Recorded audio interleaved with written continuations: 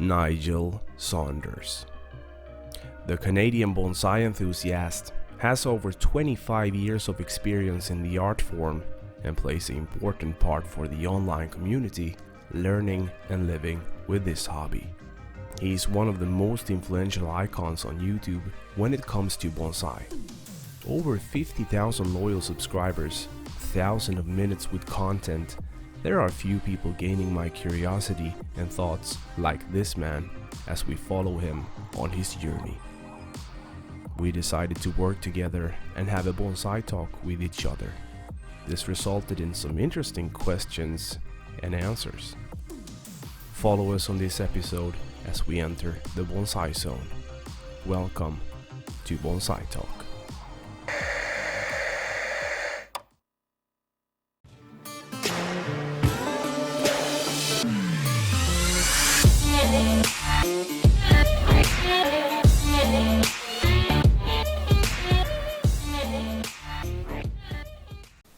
Hello everyone, I'm Nigel Saunders from the YouTube channel The Bonsai Zone.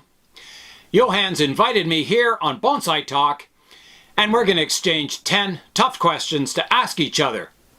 So here we go.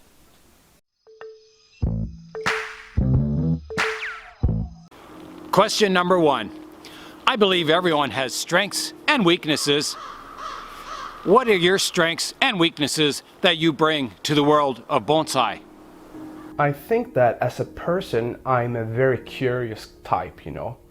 I want to find out as much as I possibly can about the things that I'm interested in. And bonsai is obviously one of those things. So, you know, I try to find information every day. It doesn't matter if it's 5 minutes or 60 minutes of information, or if it's an article, if it's a video, if it's, you know, an interview or anything related to bonsai. I try to soak up as much information that's useful for me as I can from every input out there. However, when it comes to weaknesses, I'm still practicing on my patience. And I think that patience is something that you have to just develop over the years.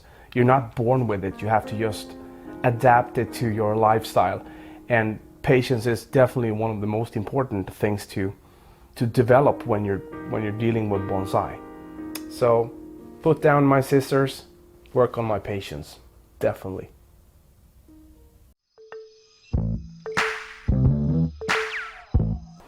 There are so many interesting hobbies in the world.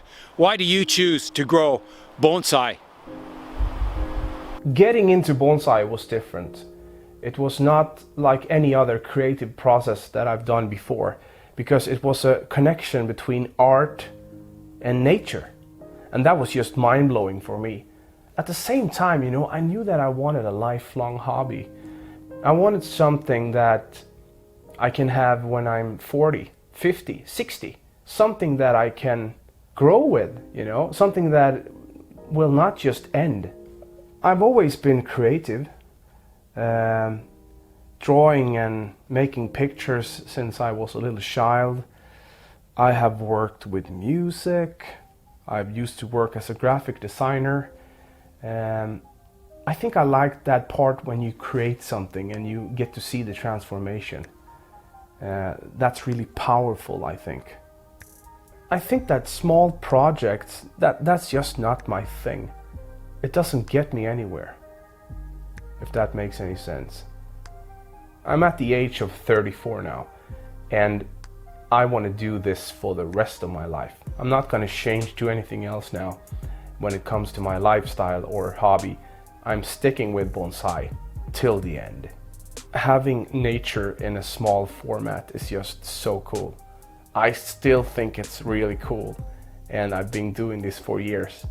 It still gets me, you know, every time when I see nature in a compact format. I think it's just so beautiful to be able to show that to others wherever you go or wherever you are.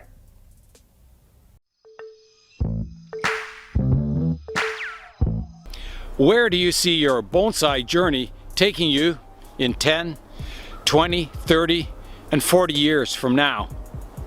You know, the first years I only focused on results.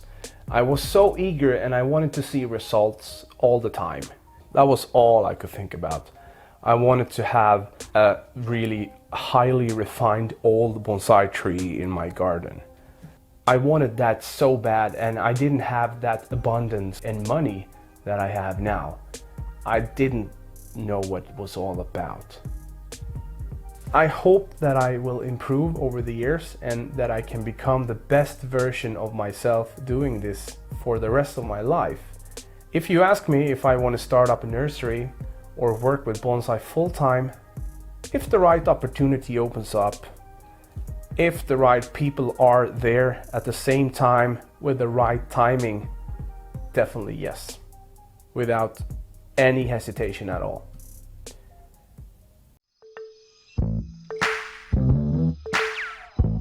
Question number 4. From the current crop of bonsai professionals that do demos and videos, who are your favorites and why? There are a lot of good people out there right now.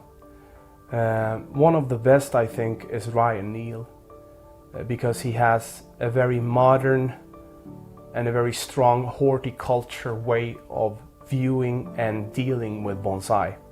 And I think that it's so important to learn about trees, not just bonsai as a subject. We have to understand trees, and Ryan is really good at teaching about that.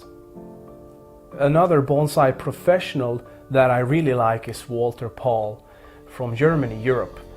I think that Walter is a good example of a teacher and a master that pushes you to think individualistic and to think freely, like free speech.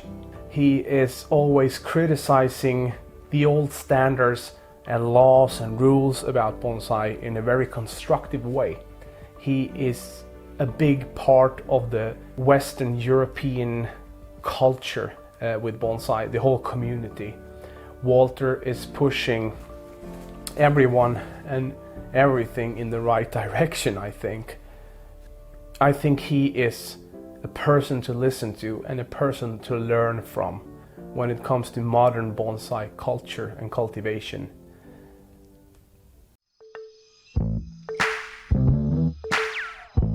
Why do you think there's more men than there is women in the professional bonsai field? I hope the community is changing, because we really need the best from two worlds. We need the perspective from men and the perspective from women in order to make great bonsai. Well, I think it's a stigmatized cultural thing, really. You know, trees are masculine and flowers are feminine. We have female bonsai professionals today as Elsa Baduri, Jennifer Price, Kayori Yamada, and Maria Hadic, for example. Perhaps the technique and the methods behind bonsai work is a little bit unnatural and brutal. I don't know. Maybe women are afraid of big cuts.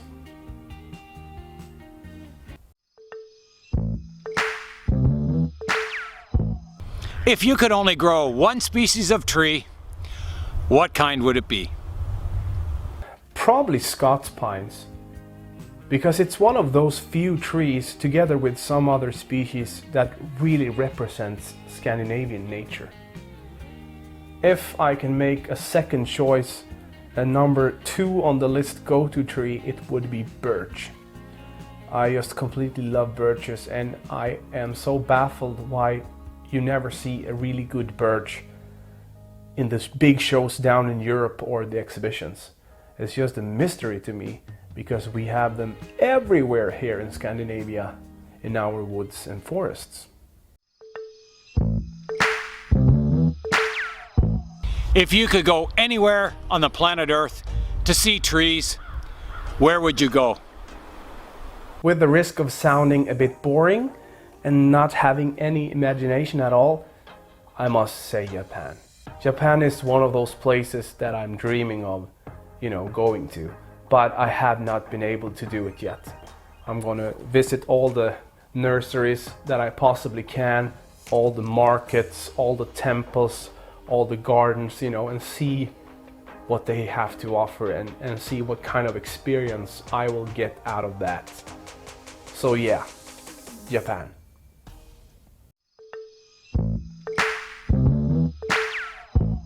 Question number 8. People from different countries all over the world grow bonsai in different styles. From which country do you like their bonsai style the most? As much as I want to talk positive things about the culture in the East and how they view the art form and the aesthetics, you know, I just can't deal with the unnatural white and the plastic green looking trees that they have in the exhibitions and shows there. It's just not my thing. That's such a hard question because I cannot see bonsai being associated with a specific country. I like deciduous and conifers styled in a natural way. Simply put, in other words, I like natural bonsai trees.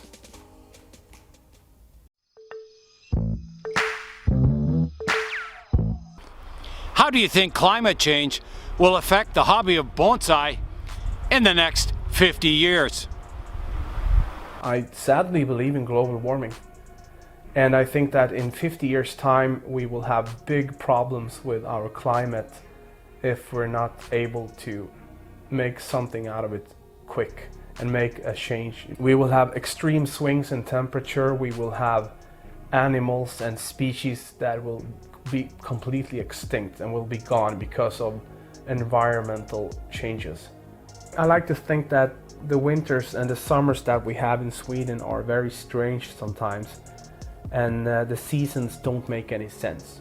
I mean, we are using resources and gas and energy without even questioning it. We are not even taking responsibility for the consequences. And I think that this is the problem. Bonsai is just so small part of the whole problem with the environmental crisis, you know. People need to be aware of this and people need to take this seriously because it's not a joke.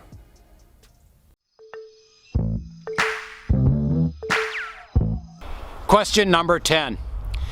Worldwide, do you think bonsai is a growing hobby or one that's dying off? This mystified, complex, stigmatized, hard to get idea about bonsai is slowly disappearing as people like you and me are constantly talking to the community and letting people into the idea of what bonsai really is. As people get educated and enlightened, I think we are moving in the right direction. I think it's very hard to evaluate a lifestyle and a hobby with numbers, but bonsai as a thing and as a community is really growing. Humans will always have a strong connection with nature, and bonsai is just a small piece of that. So no, I do not believe bonsai is on its way down. I believe it's on its way up. What's up everybody, and welcome to the end of this video. I hope that you enjoy this just as much as I did making it, and I hope that I will see you in the future here subscribed to Bonsaitalk. You will find all the information that you will need on Bonsaitalk here and on Nigel's channel in the description below. So with those words said, let's grow together and let's talk bonsai.